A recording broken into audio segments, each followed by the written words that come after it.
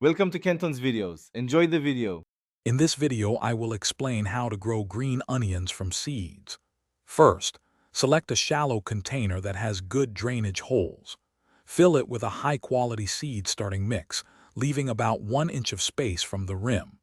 Gently sow your green onion seeds about 1/4 inch deep, then lightly cover them with more mix. This simple start sets the stage for a successful harvest. Once your seeds are planted, consistent care is key. Ensure the soil remains moist but never soggy to prevent rot. Green onions thrive with plenty of light, needing at least 6 hours of direct sunlight each day.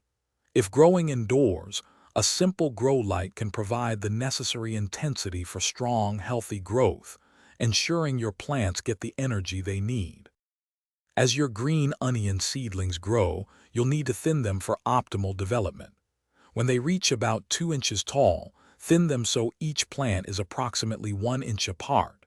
If you plan to move them outdoors, wait until after the last frost has passed. When transplanting, give them ample room, spacing plants 4 to 6 inches apart in rows. Harvesting your homegrown green onions is incredibly rewarding.